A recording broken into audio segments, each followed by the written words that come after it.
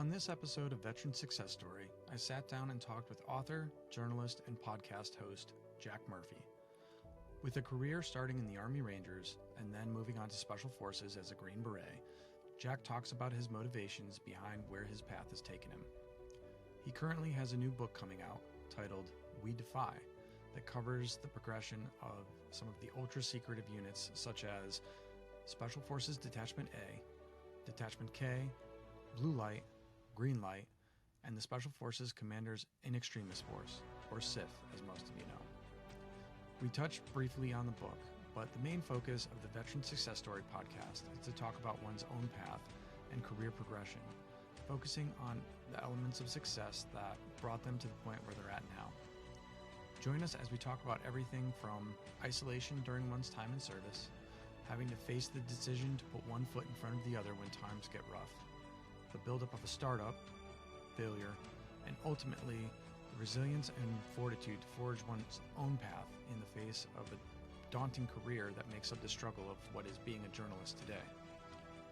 That was actually the exact reason that I wanted to talk to Jack, was that I've been impressed time and time again with his ability to adapt and stay relevant in a time when most journalists, even seasoned professionals, have found themselves without a job in the current newsroom climate. I hope you enjoy. Just wanted to welcome you to the show, and thanks for coming on. Yeah, thanks for having me on. It's an honor to be brought on to a show called Veteran Success Story, because that assumes that I've been relatively successful. So thank you for that.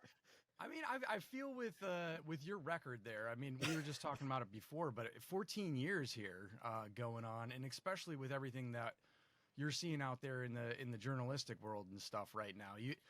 I think one of the biggest draws to that, and where I see it anyway as being extremely successful, is that you've been at the forefront of a lot of stuff. You've been at the cutting edge, but you've also adapted as things have gone along. So, I mean, where you're seeing all these huge layoffs from somewhere like the Journal and whatnot, I see you zigzagging, and you've done stuff with Simon & Schuster. You've done stuff with, you have the podcast here, you have the Substack that you run with Sean Naylor, and it's cool to see you taking a different path, but being able to navigate that successfully and being able to stay within the journalism game. It's not an easy thing to do. Yeah, no, I'm interested that, you picked up on that, because I mean, I've taken a very unconventional path through this field, and it's a field that is fraught with peril in many ways. No kidding. And just alone what you mentioned, I mean, the layoffs over the last 2 years, the people out there who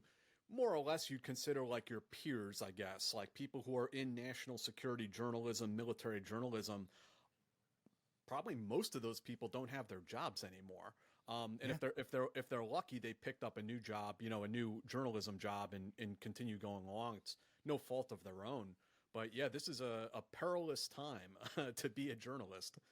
Yeah, dog eat dog. And especially with the, it's important to have the veteran perspective out there, I feel, especially with the way that the world is right now. We've kind of seen more than your average American has within that end of things. It's that there's so much that's come out more these days with the ability with the internet. And then, I mean, good Lord, some of the stuff that you see on Reddit with some of the combat footage and stuff out there is just terrifying. The access to see some of this stuff is, but most people kind of turn a blind eye to that. Yeah. Hey man, we're just blue collar dudes trying to break through into the field, a field where, at least at the top levels, they're like third generation publishers. And if you're not part of the club, you're not getting in. Yeah. But let's back it up to the beginning and everything. Your upbringing in New York, and, kind of what led you to pursue a career in the military. It seems like you had a lot of reading and everything with that. You had a lot of exposure through reading to the military end, but you want to go into that a little bit? I mean, sure. I grew up not in a terribly remarkable manner in the suburbs outside New York City in Westchester County, New York. I was reading a lot, and I was very interested in the world in general. and not so interested in the areas that I went to school. I Yeah. did not like school at all. I did not like the places that I was. I felt stuck, and looking back on it, I can see that I never really felt like I was a kid. I felt like I was an adult, but I was trapped in this kid's world. And that was very frustrating. I think everyone experiences that as a teenager at some point, right? There's that line that you're going, and making that transition from the world of a child to the world of an adult. But for me, there's a lot more friction, or it went on a lot longer, I think, than maybe it does for most people who are able to just have fun during their middle school and high school years, and into their college years if they do that too. So Yeah. I had a kind of a different prerogative, I guess, and that took me definitely towards the military. Yeah, I mean, was that something to where like you grew up in a situation where you were sort of forced to, uh, grow up quickly at and take on different responsibilities and stuff, or was it just you were kind of always that way? I mean, looking back on it, you can see there's probably a few things that influenced it. My father dying at a young age, Yeah. tends to, strip away some of that like idyllic youth that some people talk about. Changes your perspective on the world. Yeah. So yeah, for me, the world of children was not something that I was really interested in being a part of from a pretty early age. Yeah. Yeah. So I mean, with some of the stuff I read in your biography there, Murphy's Law. Um, was there any particular book that stood out? I know you kind of jumped in towards the Marine Service originally. Yeah. I kind of had some of that same pull, and then you ended up going to the Army and you were like, hey, I want to be a Ranger. Was there something that like a particular book you read, or what kind of pulled you towards regiment? Man, I read so much different stuff, and yeah, I was very interested in the Marine Corps, and got turned off by their recruiter. The Yeah. guy was really trying to hard sell me, but I was already sold. I walked in there, was like, I want to be an infantry Marine, and he kept like hard selling me on it. I was like, well, what's going on here? And so I got fed up. He honestly blew it, and I got upset with him and went down the hall to talk to the Army, Yeah. and the other thing too was that the Army had a lot more in it, and it has a lot more opportunities. I feel it's such a big branch of service. The special operations community is so big, and the infantry itself. There's just a lot for a soldier to do, whether they stay in for 4 years or 30. Yeah. So that was part of it. I did read those, and really the only contemporary account of Rangers at that time was Black Hawk Down. Everything Okay. else was Vietnam. And Yeah. so I read those LERP books and was just like fascinated by that. Like six dudes out in the jungle, like taping down all their gear so it doesn't rattle around, and Yep. no one utters a word for 5 days. It's just hand and arm signals. It's like I was overwhelmed by how cool that sounded. But that is not what Rangers do today. That is not what the Ranger Regiment does today. So that was kind of and I don't think it's just me. I think it was everyone. You, and our generation didn't have the kind of access to information that kids do today. That they can go out and listen to these podcasts and hear a guy who served in the career field they're interested in tell you like his whole retrospective on his career, and the high points and the low points, and what the job was and what it wasn't, and what he did in deploying. So, I mean, you think about how much information young people can get their hands on today, to help them make their decision. I mean, I think it's a good thing, though. Yeah. Yeah. Absolutely. So I know I just kind of want to gloss over because I know you ended up in regiment, and I know there ended up being an incident that you sort of ended up getting pushed to the back burner, and it was just like you were almost blacklisted by your not so much like just given that cold shoulder. It Yeah, was yeah. The Ranger Regiment RFSs people like it's going out of style. They release yeah. for standards. They'll just kick you out for anything. And I was quite fortunate that the regiment gave me another chance, and I'm forever grateful to them for that. Just to let people know what we're talking about, I was involved in a friendly fire incident in Afghanistan as the winter of 2004, 2005. Whole long story that goes into that. I wrote a couple chapters in my book about it. Um, but afterwards, yeah, I mean, I did experience some of that. Some people who don't really want to go out and have a beer with you anymore, Yeah. who see you as kind of a pariah. And yeah, that definitely affected me. Um, but I moved over to Weapons Squad and Alpha Company, First Platoon, and became a team leader there. And that change was such a huge breath of fresh air. Being a gun team leader was like the best job I ever had in the Army. I mean, it was awesome. Yeah. Do you want to talk about just really quick? Because I know you had mentioned in there, you faced this moment to where you really got down on yourself quite a bit.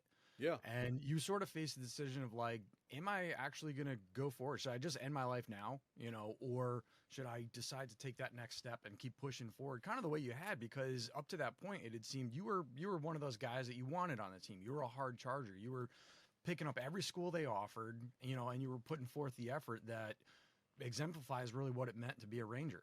yeah. I mean, my whole identity was in being a Ranger. That was the only thing I wanted in life. And then to see it blow up in my face in like such a catastrophic, terrible way. And yeah, I did blame myself, and I do have my share of the blame, although there are other circumstances that go into, I was put into a situation with limited information and made the best decision I could at the time. And yeah, I live with that decision. But at the same time, I understand that, looking back on it, I was a 20-year-old Ranger, making the best decision I could with what I knew at the time. And it is what it is, and there's not much point in relitigating it over and over again in your mind every day. So at a certain point, yeah, I had to forgive myself and let go of that. But yeah, it did come to a head not long after. I mean, when I got back to the United States, and just like looking in the mirror, like it was my chain of command. They didn't do anything negative to me, but they also didn't like, I was never brought into the room and like really talked to about what happened, other than the after action review and talking to a military lawyer that I was interviewed by, and all that nasty 15-6 type stuff. Yeah. But I had no guidance on like how do I deal with this? I mean, I was a super young guy at the time, and I had read all these books, and I'd read A Hero with 1,000 Faces and all this sort of stuff about, the journey that a soldier takes, but there was no guidance whatsoever on what you're supposed to do in this situation. Because, friendly fire is such a terrible thing that the military itself tries to swipe under the carpet, and the people who are involved I felt like, and I feel like even to this day, are not really supposed to talk about what happened. They're not supposed to talk so openly about it. And that's like, I have so much respect for another Ranger, Stephen Elliott, who he is probably the Ranger who shot Pat Tillman. And he's come out and told his story. And he wrote a book called War Story. He's a good guy. But I feel like people like him and I aren't really supposed to tell our stories. We're not, if that incident went slightly different, they would have been probably pinning a silver star on me. But because of the way it went, you go from hero to zero very quickly. And so, yeah, looking at myself in the mirror and wondering, like, what do I do? What the fuck am I supposed to do? And I think that, the good thing about being in the Ranger Regiment and being a Ranger is, you can fall back on the Ranger Creed, which was really the only thing I had at that moment. And if you look at the Ranger Creed and read it, there's nothing in there that says it's okay to quit. There's nothing in there about that. So, I just kind of doubled down on my job and was like, no, I'm going to push through this. And I'm going to I have to prove to my superiors, but I have to prove to myself that I can do this. And so, yeah, that led into the next position and being a team leader in Iraq. I went right out on the next rotation. No pause, no stop, no nothing. I mean, you get back into it. Yeah, which is really, I mean, like you were saying, like your entire identity was wrapped around that. And I wanted to mention it because you're one of the few that has kind of faced it, but then openly talked about it. And this is something that I've seen other people that they do that, but they get hung up on that identity. And then when something happens that questions it, their entire world seems to either implode, and then Yeah. they're stuck in this cycle of things. So really it's facing that, and then, coming to that, you wrote about it and put it out there. So, I mean, it's clear that it's something that you've faced, you're over, and you've driven on, but that others can kind of see that and go, you know what, maybe that particular thing that I'm facing and stuff, he's right here. That is, just drive on is the answer, and like continue to do your best at it, and things eventually you break through that dam. Yeah. Well, there's, I guess, two things I'd mention there, and they play into each other. One of them was that sometime, and I cannot really put my finger on when this was or why it happened. I think I was having dreams this night at around like probably 2017 time frame. So I'd been out of the Army for like 7 years at that point. And I remember waking up in the morning and having this like huge feeling of relief wash over me. And the feeling was because I had come to this realization that I didn't have anything to prove to anyone anymore, not even myself. Yeah. Like my coming of age story is over. Like I proved that I can be tough, like I did that. And I don't have to keep doing it every day to like reprove to really myself was the biggest one that show that I am a badass and can continue being a badass. And I was doing that after I left the military, going back into these war zones as a journalist. And, right around that same time frame, 2017 is when I started writing that book. And when I got linked up with a publisher. And so the other thought process that goes into it is that, I read all these books from Vietnam veterans when I came into the Army. And now I'm writing a book, and some young kids are going to read this thing, and it may be inspiring to them to go and join the military, or they read it as part of their research or whatever. And so if I'm writing this book, I have an obligation to tell them about these types of things. And if for no other reason, to help them avoid it. Like, because I do go into great detail in that event, and some of the after action comments, things like how it could have been avoided. And so I felt like I had a responsibility to tell, young Americans about that. Yeah, and that's not. We had a friendly fire type incident as well. In the deployment I was on. It's not something that's uncommon. No, we it's not. see things with bombs getting dropped from planes. We had one buzz our OP, and they went weapons hot. And it was like, whoa, like, hey man, like, and that's all it takes is just one drop from a fast mover, and you're done.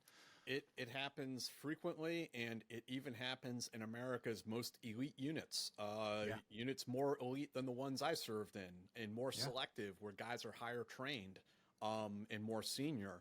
It still happens. I'm not going to name names or call out specific incidents, but I think the reason why I bring it up is like, you can't ever assume that this can't happen to you. You can't ever think that like, I'm too cool for school. This could never happen here. This could never happen to me. It could never happen in our unit. You have to have control measures and safeguards up to prevent that type of thing. Yeah.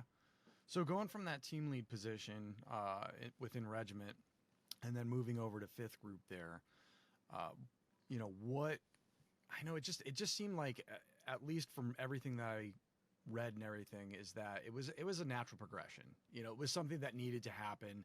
You kind of were a giant brain out there, and it was like regiment within there, and they have smart people and everything, but those decisions being made and whatnot. But then you also kind of went into that time frame to where SF, there was a lot changing within the special forces. There was the fact that all of a sudden there was those huge con ops that needed to be put together, and this slideshows getting put up. But the amount of paperwork that the Army was inundated with at the time just became something where it was, I guess we were almost strangled by bureaucracy.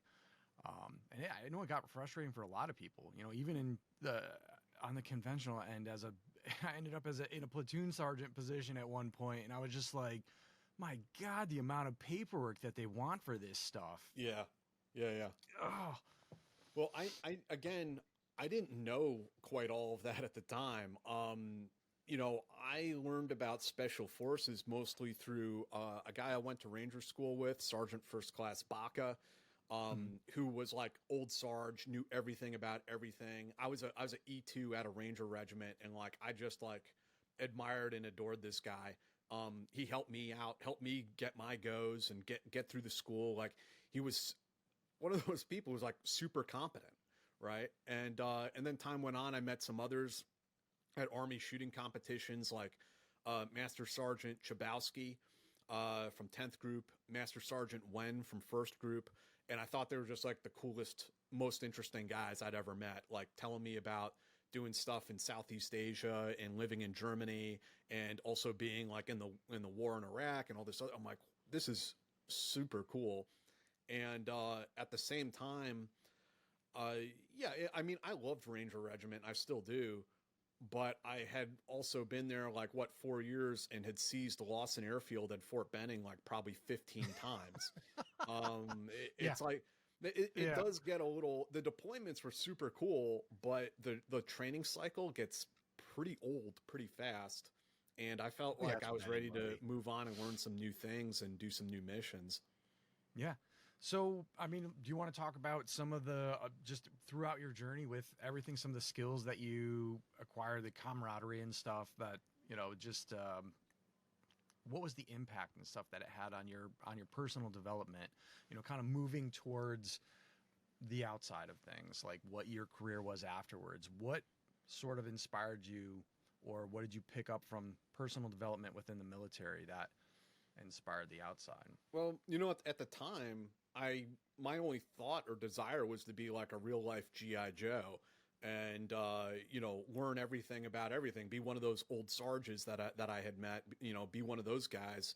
And if I can serve in the Army for 30 years in combat positions, like that's the dream, right? This is my relatively adolescent brain thought process.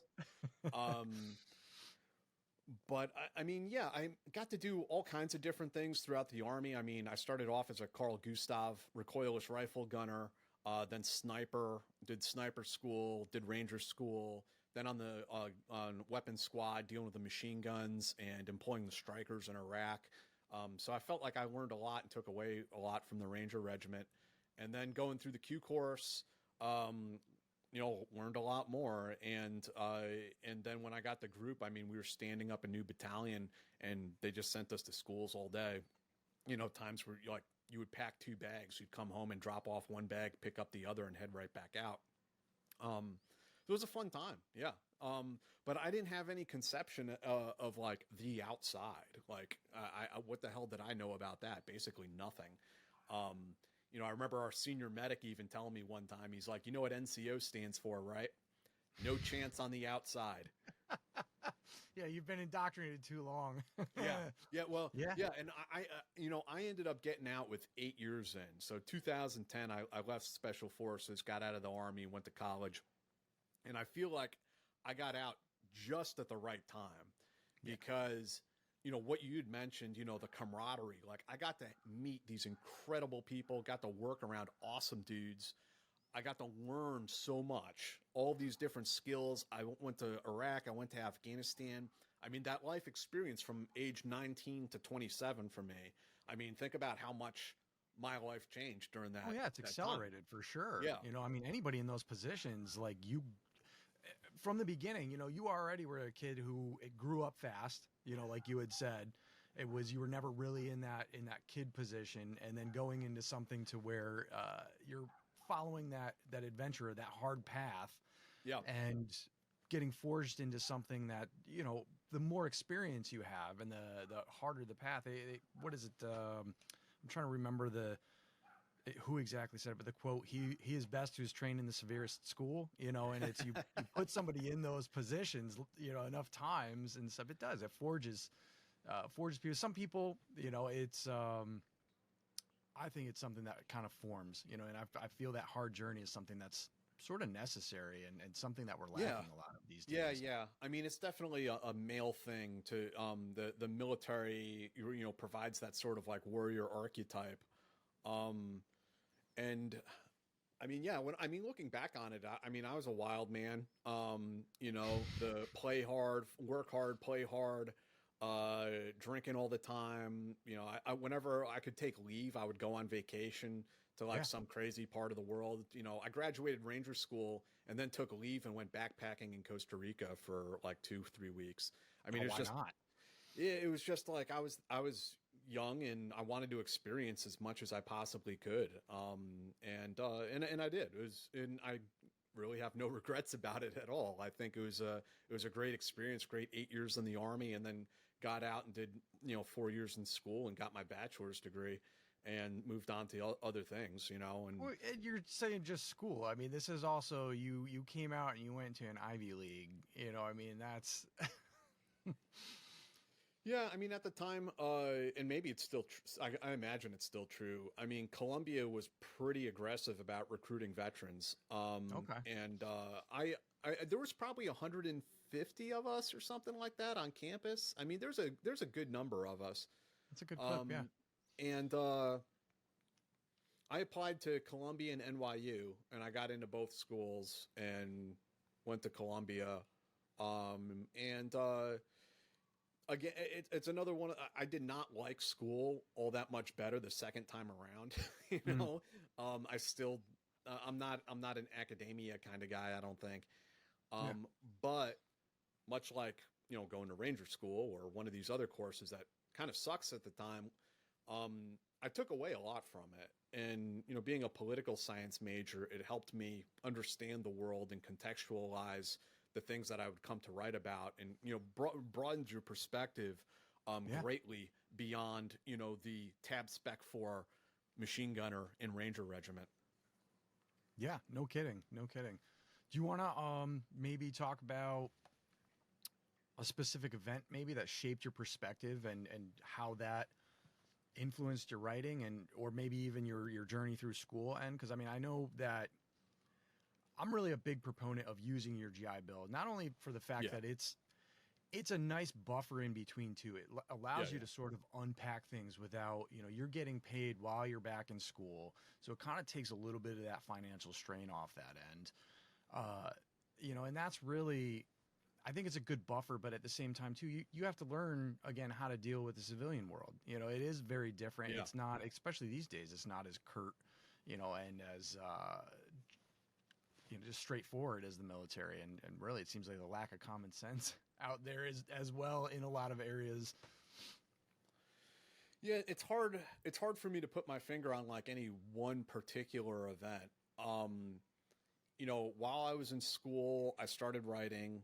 I started writing novels actually first, and then started writing journalistic stuff a little bit later on with a startup company. I met some journalists along the way, but journalists have never been a huge influence or like I never had like a journalistic mentor or anything, which Yeah. meant I made a lot of mistakes along the way, but I also learned myself and I did exactly the things that I wanted to do. And I mean, I did kind of fall in love with it when I realized that doing this job, I mean, it enabled me to do things that the military would never, ever let me do. I mean, I made illegal border crossings into Syria. I hung out with organizations that, like the PKK, that our government considers a terrorist organization. Yeah. Went right into battles with the Peshmerga with like IEDs blowing up all around us. I mean, I did stuff that the military would be like, "Oh fuck no, Murphy, are you out of your mind?" And so I did kind of, and I still do kind of love it. I don't do so much of the like wild man overseas stuff. combat reporting. Yeah. Yeah. I feel like I kind of grew out of that a little bit too. Not that I wouldn't go back and do it again, but it would only be for a good reason. I did go to the Philippines in 2017 and covered things there, but that was kind of the progression. And then one thing leads to the next. I mean, you work on a big story and you think that's the biggest story I'll ever work on, and then another one comes, and another one comes, and it gets to be more stories, more information than you can even process. So you have to pick and choose which ones you want to focus on. And I've done I've done all kinds of stuff in the national security space, from covert CIA operations uh, special ops raids. But I've also done sex assault stories. I've done missing persons. I've done murders. I've done domestic violence. So that you had a political science degree, but you went into the journalism, and like, where was that shift, that pull towards it? Was it something you just got sucked into, or like you started doing it and like you just realized that that's where your passion lied? Yeah, yeah, no, I did not know that I had any passion or even interest in journalism. The political science was kind of a natural outgrowth of my other interests in life. And, I started off as a history major, and then taking a history class on West African history, the professor I thought was so obnoxious and so dumb that I actually changed my major to political science. Um, and, uh, and I do like political science. I mean, if I were to go back to school, I would probably look at, international affairs, international relations. So I I co-founded a startup company while I was in college. And the idea behind it was that it would report and, give information on special operations. Yeah. Especially something at that time, there wasn't a very big footprint at all. Like there was really nothing. It was still that very tight, it was closed. This is 2011, 2012. Yeah. And yeah, there was very little out there. I mean, as far as the internet presence, it was like there were a couple like bulletin boards, like forums on the internet where I'm trying to think of the name of one of them. I know exactly what you're talking about too. There's a couple. Oh my God. What's it called? Yeah, where it's just like it's almost like old Reddit boards, Socknet. but no pictures, no anything. I know it. Yeah, Socknet. Yep. That's exactly. And it was like it was these grumpy dudes who just like hated on anyone and everything and anyone who had any interest in special ops. Like, go away, you piece of shit. Blah blah blah. Yeah. It's like Exactly. It's ridiculous. So when I started working on this website and it started coming out, I mean, it caused a bit of a ruckus in the community, as it were.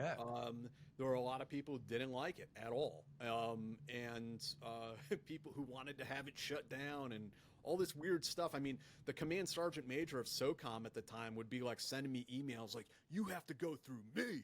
Like, no, I don't, dude. Actually, let's have a conversation here. I'm not one of your boys. I'm not one of your Joes. You can't tell me to do shit. So it was a very interesting and very funny experience, but and yeah, I mean, it's fascinating to think about, how much things have changed, where like now Delta Force dudes have these Instagram accounts and they like put all kinds of cool stuff. I mean, I'm not trying to badmouth anybody. I'm just saying the environment, the social media environment is totally fucking different Completely than it was in the game. 2012. Yeah, massive difference.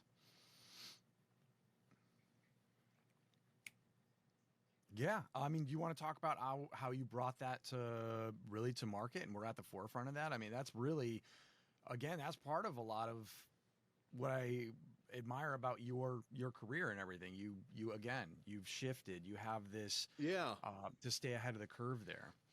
Yeah, I mean, to do this, you got to have a lot of irons in the fire, and some of them will take and some of them won't. And I have been incredibly fortunate, as we were speaking about earlier. I mean, a lot of people have been laid off. A lot of people have left the field of journalism entirely. It's honestly a pretty shitty industry. It's a great job, but it's a shitty industry, which is sort of how I felt about the Army after a while. But I mean, the marketing side back in those days, I mean, I had very little to do with. I was the editor of the website, and so I was on the news side. And, as, you start up a website like that and suddenly you realize, oh, I actually got to write news. I can't just sit here and tell war stories about what it was like back in 2005. Who cares? And that's why I started like going to Syria, started going to Iraq, going to the Philippines, different places like this, and reporting from the field and doing investigative journalism. That's kind of what it grew out of. Unfortunately, the company CEO was one of these like entrepreneur bros, and did not know how to run a business at all, and it was pretty disastrous. I've seen some of this stuff with that. Yeah, and I mean, as I as hard as I was trying to work, and as hard as other employees were working, I mean, I care not to speculate on where the money was going, but it wasn't going back into the company the way that it should have been, and the ups and downs in the company were just so schizophrenic. Like the entire staff would get fired, and then I'd be told to rehire them, and it was just like nuts. But I mean, it's a learning. Like, what did you kind of that right there? I mean, alone, learning moment. What'd you learn from? From your first venture. Here's the teachable moment, as Obama would say. The teachable moment is that when you start up a company, you get an emotional attachment to it, and especially as like a former special ops guy or former soldier, you have this never quit mentality. Like, if I just work hard enough through sheer willpower, I can make this happen. And I did help turn it into a multi-million-dollar company. However, I could not change the fundamental characteristics of the person who owned the company. In fact, I may have been teaching him the wrong lessons, because me being able to being willing to put in 18-hour days into it, I think I'm showing him that this company can be a success and he'll invest in it. But actually what I'm showing him is that he can have a multi-million-dollar company and pay peanuts. I think I was maybe giving him some negative reinforcement. Actually, I didn't understand his personality.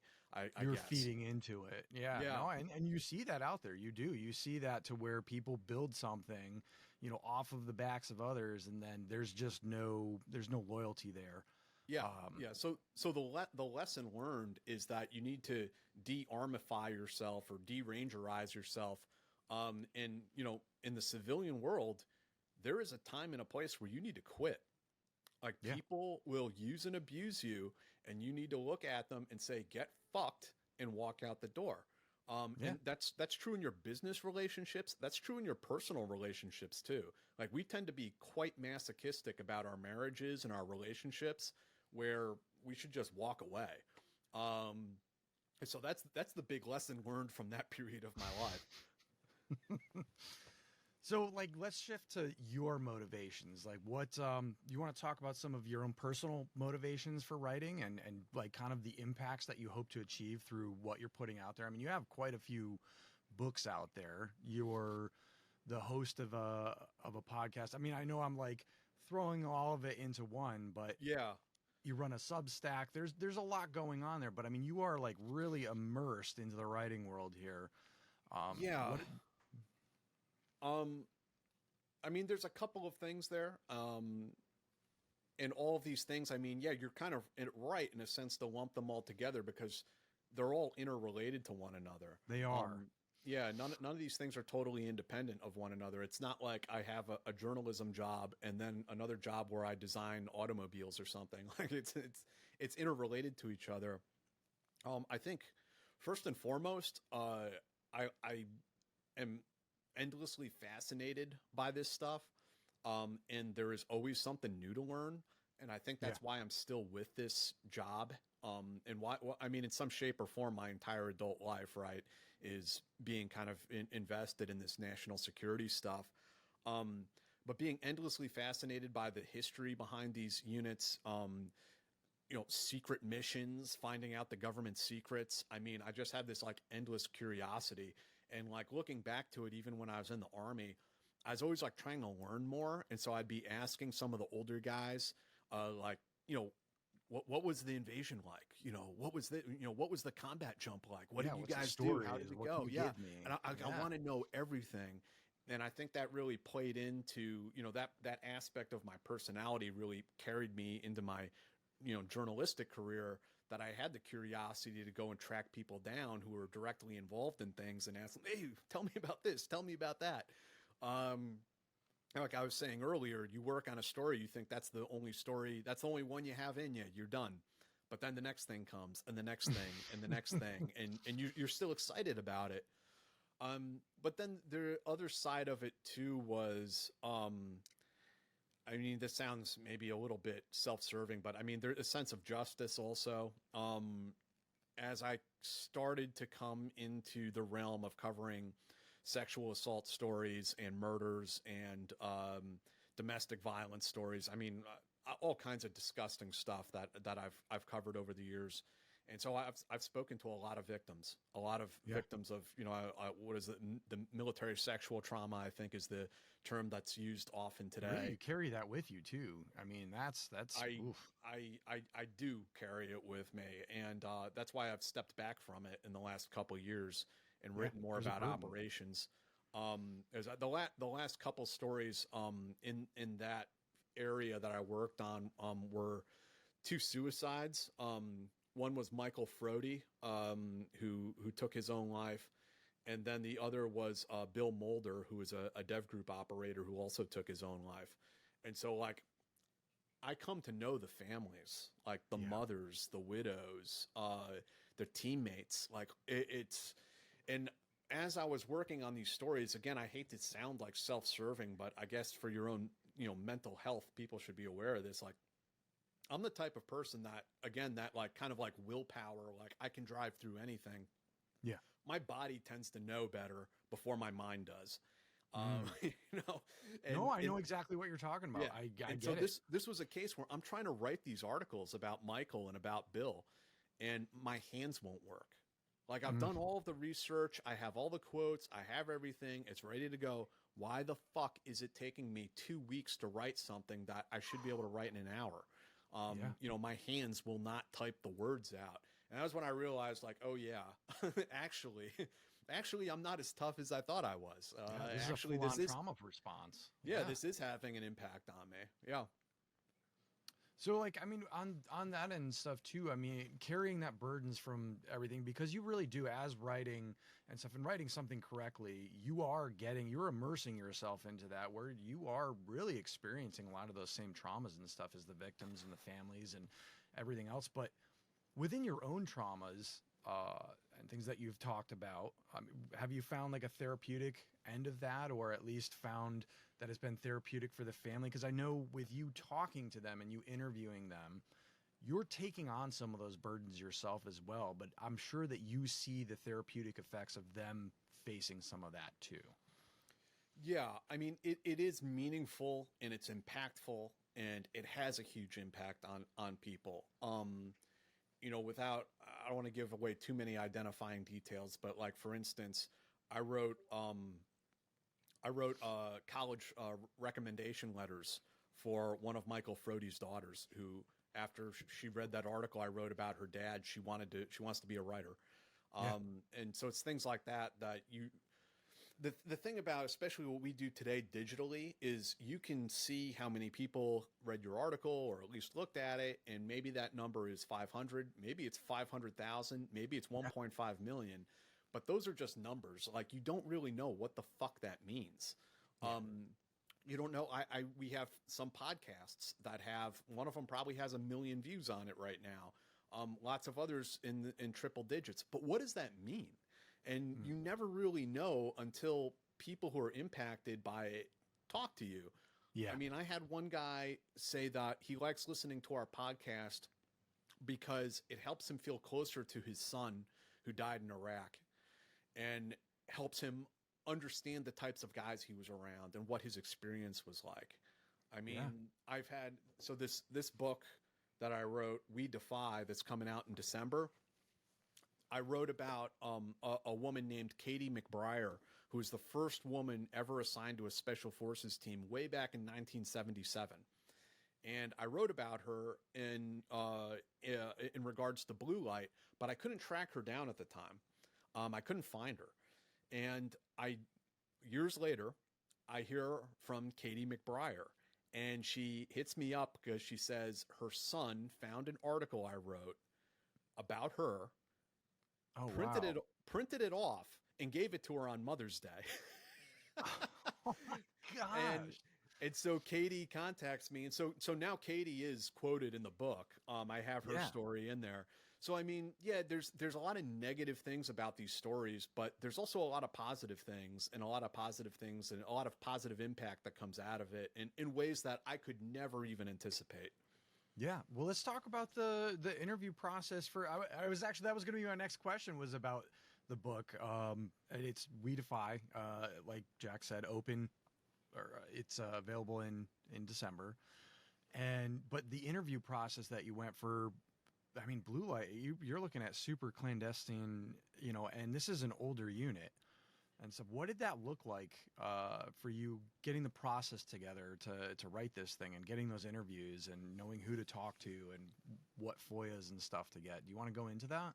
It was an extremely, I'm sorry, I don't know if you can hear that. I'm just going to. No worries.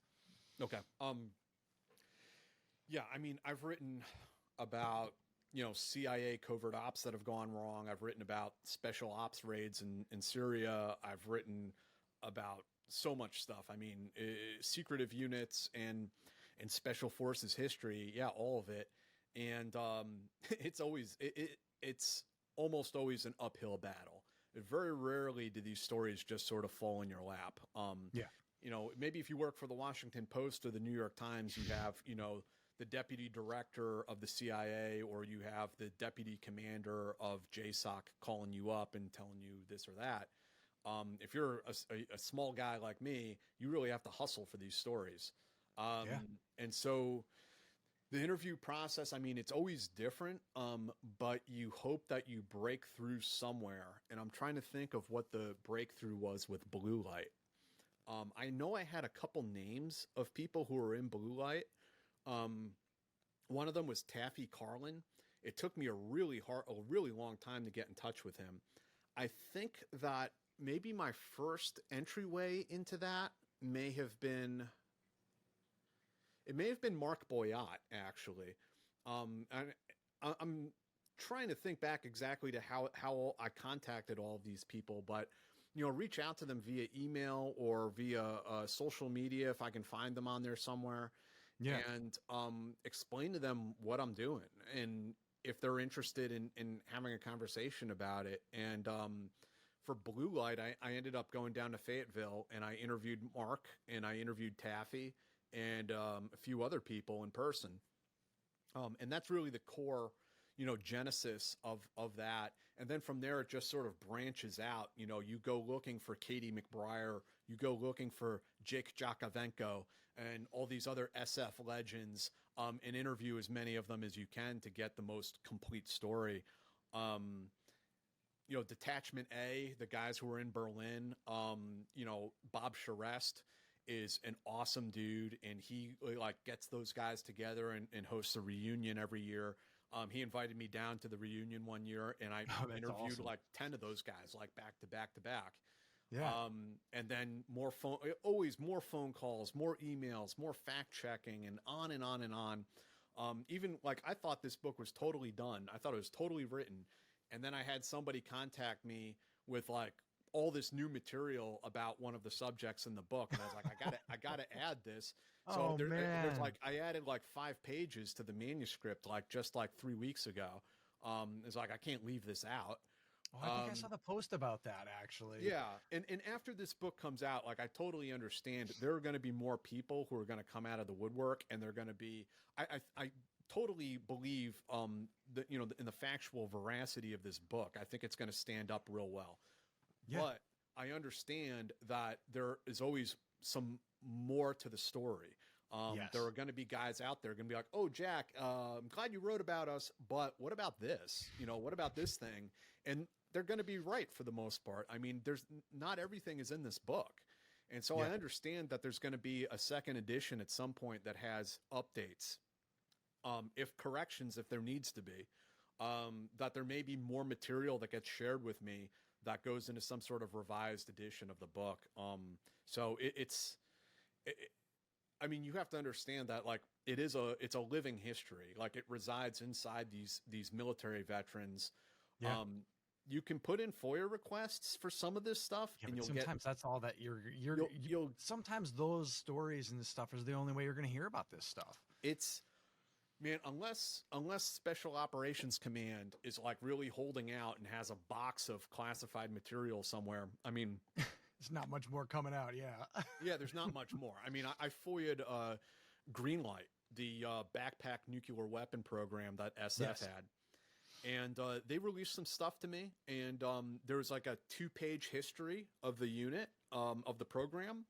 But that program had been in existence from 1965 to 1988. It was like MacV days. All you got for me is 2 pages, and it was helpful. It was a helpful history. It was a good little history piece that somebody put together. And then there were some transcriptions of oral interviews that were done with like 2 different guys who were in Greenlight. And so it was helpful, but it doesn't tell you the story. It really doesn't give you the surface. It's surface level. Yeah. And you really have to go and talk to the people who are directly involved. It's like, and that's why this book is primarily primary source interviews with, people who did it. It's a chunk of history that like people either it's if someone doesn't write about it and pull it apart like that, it's going to get lost, and it takes someone like you to go out there and find those people and do the legwork and have really that passion to put something together. And that's something that's it's commendable, especially this day and age where there's not much in it. I know. Is this one something that you're self-publishing? Yeah, I'm self-publishing the book. Was there like something that led you to do that on this one as opposed to, I know some of the other stuff, like I believe your other Murphy's Law was through Schuster. You have a few other things that were through another outlet. I've been published with Simon & Schuster, with St. Martin's. I self-published my novels and then self-published this book. And I just kind of, first off, I'd have to find a publisher that wants to publish kind of a niche piece of history like this. Yeah. Maybe Casemate might have been interested. I was gonna say Casemate probably would. Yeah, and nothing against them. I have nothing bad to say about the publisher. It was just I looked at it and I was like, well, self-publishing has a couple advantages. I think particularly for me at this point, I've been doing this for like close to 15 years. I think anyone with an established name within the industry and stuff has kind of started to gravitate towards that route. Yeah, I do this podcast every week that I can market my own book through and get the word out that way. And believe me, from working with Simon & Schuster, those publicists do not do a lot for you. They're not. I am very aware. I get it. It's to a point, but and it has its purpose. I think like really the first few, there is something to having something that's a published work as opposed to a self-published. But once you've gone through the hoops and gone through enough of it and done enough work, which I mean you certainly have. Yeah. It almost seems that is the route, and it seems to almost be a route to where other people are starting to realize that it is really a viable option these days. And I also, self-publishing it, I got to write exactly the book that I wanted to write. Yes, this is absolutely something like that. This is it. There's a foreword from former Secretary of Defense Chris Miller. I wrote an intro. Then there's 5 chapters. In each chapter is its own self-contained work. It's not just a linear kind of story like most books are. Each chapter is its own thing, although there's a lot of crossover, even similar personalities in some cases. So there's a chapter on Detachment A in Berlin, Detachment K in Korea, Blue Light, the first counterterrorism unit, Green Light, the nuclear program, and then the Commanders in Extremist Force, the Special Forces Direct Action teams. And then at the end, there's like a brief epilogue where I share a few like opinions or lessons learned. I try to keep the book as like neutral and unbiased as possible, without editorializing. But at the end, I met so many amazing people during the journey of writing this book that I felt like it would kind of be like a wasted opportunity not to at least say, hey, this is my personal opinion. Here are my personal takeaways from writing this, and people can accept or disregard that as they like. No, I can't wait to see the final copy. I know what goes into your work and everything, and I've seen what goes into things. Thank you. From having been there too, and I'm really excited to see the final come across. I know the Kindle edition, you can order that now on Amazon. Yeah, you Do you can have a pre-order it hard now. copy coming too? Or Yeah, there's a paperback. It'll be available December 9th. They won't let me set up pre-orders for the paperback. I don't know why. that is, yeah, they're also going through a transition period too, and we could Are talk they? off camera between KDP and different things going on there. I'm not sure exactly, but we'll Hey, get into man, the weeds on the other stuff. Amazon has done some great things, but man, they killed Comixology. If you remember Okay. that, I used to read comic books on there all the time, and they bought Comixology and destroyed it, No. and nothing has been the same since. So hopefully they don't screw up what they've done with KDP, because I mean there are a lot of good things about that Yeah. program they've set up. Yeah, for sure. So let's kind of shift a little bit in the veteran perspective in the media and the importance of veterans being in the media and the challenges in being part of that world. Because I mean, you're talking, quite honestly, journalists. It's a low paying job, high risk for someone who wants to be a war correspondent or something. But it seems that it is important to have veterans out there and represented within the media. Like, what are your thoughts on that? Yeah, man. I mean, it just goes into like the general diversity of the newsroom, and veterans are just one group. We're not Yeah. the most important or more important than anyone else, but I mean, it's just one more part of, diversifying the perspective in the newsroom. I mean, Yeah. your Middle East department should have probably some Arabs in there and some Arabic speakers. I don't know. I'm just throwing out crazy thoughts here. But like your national security department or, whatever it is, should probably have some military veterans in it because of the experience and knowledge that they have. And they have this a greater ability to hear what the military is saying and call bullshit on it. Yeah. A lot of Well, I these. know that was one of the things too with the Wall Street Journal, where they let go of their last remaining veteran in the war room, which was Ben Kessling. They very recently let him go, and I'm like, there's no other veteran representation within the Wall Street Journal. Like, how can you do that and cover, Ukraine and some of the other things? I know they have like outside correspondents and stuff that send things in, but to have somebody on staff that understands what they're looking at is like so important. Yeah, I mean, these newsrooms have like a pretty profound problem, it seems like, retaining experienced talent. Like they don't want to pay for it. And we're moving into this whole era where employers don't really need people anymore, and they can, get AI to do the job for them. And Right? there's that content churn, like where it's Yeah. almost where things are turning to content instead of real news. It's been like that for a long time, and that's largely driven not just by like newspaper owners or whatever, but it's also the audience. It's also the readership. Attention And span. people will tell you, I just want the facts. Just give me the facts. Or they'll say things like, why don't you ever publish any good news? Why don't you write the good news about the good things that, this and that? Well, we have data on it, and I can tell you why. It's because you don't fucking read it. People don't read. People don't gravitate towards the people do not really read long form investigative journalism. It's not something that the readership really values when they can scroll through TikToks all day or Reddit threads. I mean, they're just not interested in sitting down and reading 10,000 words. And obviously I'm biased, but I think that type of work matters. I think it really matters, especially in informing the public about, what our military is up to and what we're doing abroad. And all these military focused journalists that have lost their jobs over the last couple of years. I mean, what outlet is credibly covering the military today? Like, I don't think there is one. There's not one that I really trust that I'm like, oh yeah, I'm getting the unvarnished truth through these guys. I mean, it's very incestuous. Even in some of the mid-sized outlets, I mean, they develop relationships with these commands. They don't want to tarnish that. They don't want to get the spigot turned off.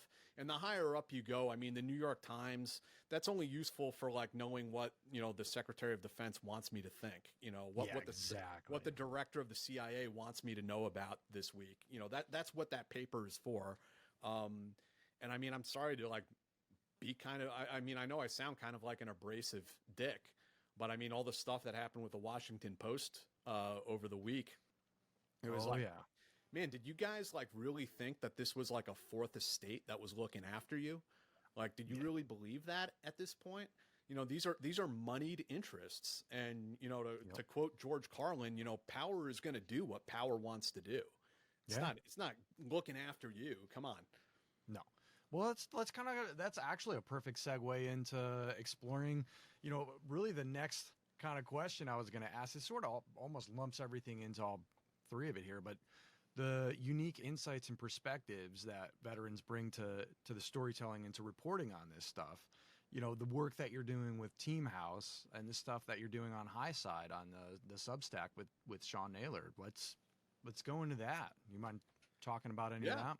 Yeah, absolutely. So the podcast is, you know, an outgrowth of my, you know, like we've talked about, one job leads into the next, right? The military led me into college, led me into the startup company. I left the startup company because of some of the aforementioned problems. The day I left that company, actually, I was fortunate that I had stood up a live streaming studio. I put it all together myself. It was crazy. But initially, we were going to live stream games. We were going to do gaming live streaming. It was like it was just a business idea that What's I this was going to Twitch try to. before Twitch? Twitch was around at that time. Okay, okay. And when I left my job, and I have all this audio video equipment set up for live streaming, I'm like, I was doing a Writing's on the podcast. wall. I was doing a podcast for the company I was at. Why don't I just start doing my own? So Yeah. it was like literally the day I left the job, I was like, hit go live. Here we go. Have no idea, barely know how to use the equipment. Yeah. It was kind of disastrous. It took quite a while to figure it all out. If you go to the Team House on YouTube and you scroll all the way down to the bottom, Yeah. what you will find is a bunch of videos with terrible audio. Video's okay. There's like a cloth pinned up on the wall behind me. Yes. And it's basically me and my friend Dave like getting drunk, drinking Lefroy, and like just talking about stuff. It's ridiculous. That's like the first like 10 or 15 episodes of the show before we started getting a little more serious and brought it up to where it is today, where we moved into a bigger studio. We have a whole set built out. It looks like a cigar lounge and everything. We have people come in. You were there. Yeah. Yeah, we have people come in and they share their life story with us, basically. I mean, and most of the guests are special ops guys, spies. You know, the last one was a DEA dude who was down in Colombia. So there's some federal law enforcement, FBI, even foreigners. We talked to foreign special ops guys. You know, we're going to have a British para on, I think, Oh, cool. this coming month. So it's a niche, very niche subject, but at the same time, I feel like it's kind of broad because we'll have a Vietnam veteran on who Yeah. served in the LRPs, but then we'll have like a guy like you on who served in the infantry in Afghanistan. And then we'll have a guy who was like in the French Foreign Legion or something, you know? Yeah, I really think that, I mean, the eclectic side of things with your audience, but it's all that military culture. It's all everything behind there. And it really is. I mean, the name there alone, Team House and every, Yeah. it's just, I know a lot of people that listen to you guys for the sheer fact of like, they're getting that military culture. They're feeding on what they were part of, what their life was. And they resonate with you guys. And you guys really, you push for that back into the story from guys that some of them aren't normally heard, you know, and yeah. or you guys really pull apart those are the things most important ones too. yeah, it really is. It really is. It's, you give a voice to things that people wouldn't hear otherwise, but it's real. And the way Yeah. that you do it and you do it live, it's been cool to watch and be part of. Jeez. I mean, the whole vibe of it from the beginning was that you're in this sort of like relaxed environment, you know, like you're hearing the story from your buddy at a bar. Yeah. Right. That was always the theme of it. So I think, yeah, people feel pretty relaxed, you know, when they come on the show, and we are usually pretty professional for the most part. A few hiccups. Some of those ads sometimes. No. Oh man, yeah, that's another thing. So, but yeah, so the podcasts have that going strong, and we make money through a couple different, like, as far as like for other people out there interested in this stuff. I don't need to go more in depth than you need to, but so there's some different revenue streams off the podcast, off the YouTube videos, Yeah. sponsors. We do sponsorship reads. So there are a couple of different revenue streams there that you can get going. And then I do the Substack. So I continue to do long form investigative journalism in the national security space for people who really are interested in that. Yeah, you never stopped on that end. It's No, cool to see. I never will either. And me and Sean Naylor do that together.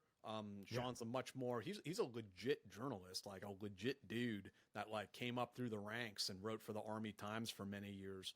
And I'm lucky to work with him. You know, I've worked with some editors who just know nothing. Like that's a part of this space too, that you have to understand is like a lot of these editors know nothing and they will take the word of a government official over your investigative reporting because it's safer for them to do. That's the reality of it. So working with Sean has been this huge breath of fresh air that, like, thank God I'm not working with one of these know-nothings. Like Sean's been there, done that. He's covered special ops for decades. So we run that together. We got that making a small amount of money, which is good. And then I maintain, a day job. I work for a website called connectingvets.com. And it's mainstream military news, and things that are relevant to veterans and veterans benefits and things like that. And I've probably been there close to 4 years now. Been quite fortunate, again, to maintain that job through this period of time where a lot of people don't have them. During COVID, when that hit, my boss got fired. One of the girls in the office got fired. I think my boss's boss got fired. I felt like I was the last man standing. Yeah. It was like me and one other person maybe were left. So yeah, I've been quite fortunate. And then stuff like this, the book, and that's like a side project, right? That has taken place over like 10 years or so to put it all together. But yeah, like I said, there's no shortage of ideas. It's just finding the time to write all of this stuff. I have the next Substack article is a long piece I wrote about Havana syndrome, and it's like 22 pages right now. So wow. I don't know what size it's going to be when it comes out, but I interviewed a lot of the people, the original Havana cohort, the people who got hit in 2016 and 2017. Yeah. And that's the focus of that. Oh man, that's so. Let's shift a little bit just to kind of put it out there for offering advice to other veterans and stuff that are, and other aspiring writers and journalists. Mm-hmm. Is there any practical advice or encouragement that you could give to any other veterans out there that are looking to either become writer or journalist? Yeah. So again, my pathway is pretty unconventional and doesn't necessarily provide a template for other people. However, I think if you look at the way the industry is, that you're going to have to think unconventionally to be successful. The idea that you're going to land a well-paying job at the Washington Post and you're going to ride that for 35 years is pretty unlikely. That's probably not the path you're going to take. So have many irons in the fire. Like, there's journalism, and then there's podcasting, and there's these other forms of journalism that maybe one hand washes the other, right? Like I interview these people on the podcast, but I can also, potentially call them up for a piece I'm writing in the future, or vice versa. Somebody who I met through writing this book, I can call up and say, hey, would you like to come on my podcast? So like, it's all interrelated with one another. And building a strong network really is ultimately what you need. Yeah. I mean, that's the one thing. I hate to speak so crassly about it because I do care about the people we have on our podcast and who I write about in this book and so on. But yeah, from a practical standpoint, your network is your equity in so many ways. And it took me a long time, I think, to realize that, or to be able to articulate that, because it sounds kind of gross.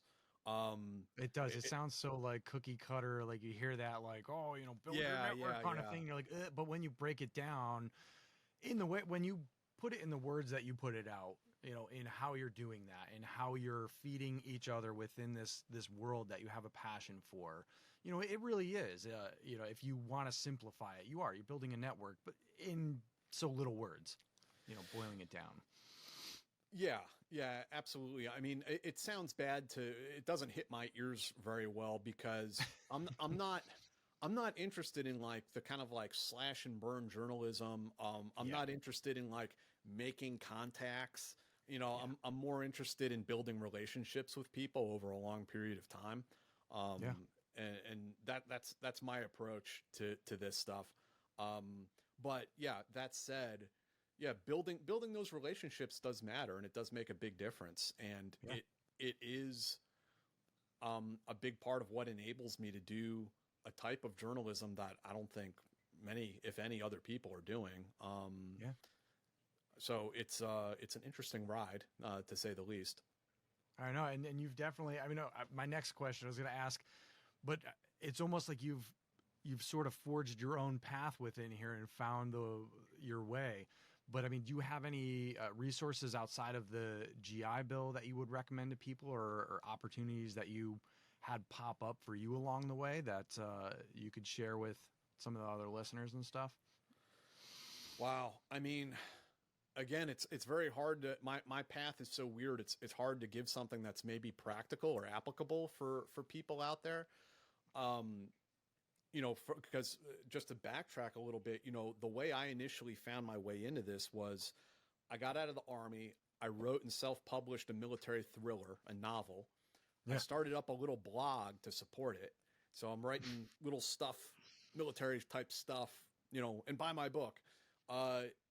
And I got noticed by military.com, saw the stuff I was writing on that blog, and they were like, hey, would you like come and write that stuff, but for us, and get some more exposure for your book? I'm like, oh, okay, cool. And then that's where you got your break, was something that you pretty much self-built. You know who I worked for there was Ward Carroll. Okay. Yeah. And so I got linked up through that job. I got linked up with another guy, and we then started up the startup company that I had mentioned earlier. And so that's kind of that progression. And that's what brought me into the orbit of other national security journalists. And, I eventually published a bunch of stuff with Yahoo News, through, I should mention, the good ones too. Sharon Weinberger is a terrific editor. And she's at the Wall Street Journal now, I believe. But man, she was awesome. I loved working for her.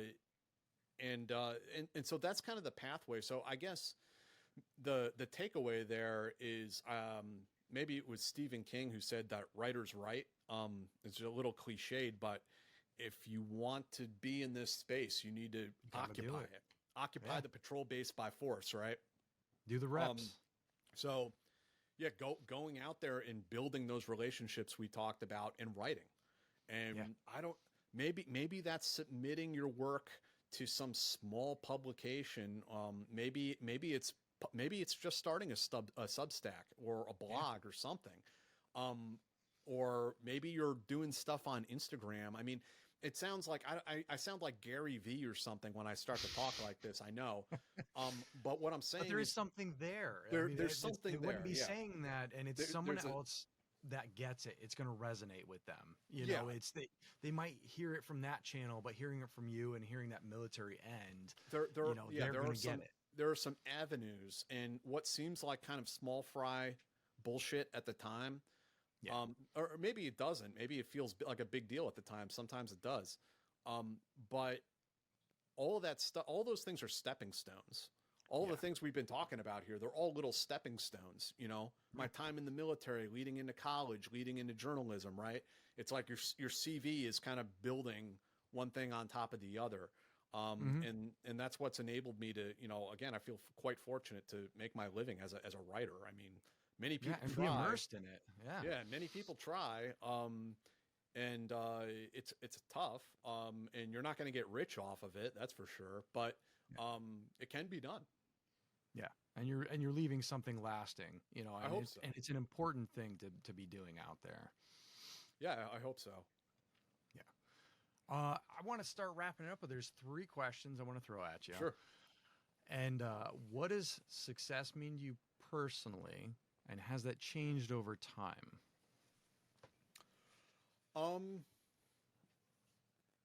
I think when I was younger, success was very it was a little bit more egocentric. I mean, you remember what we were talking about is like I had to prove something to myself. Yeah. So it wasn't like I wasn't like an egomaniac, like this is all about me.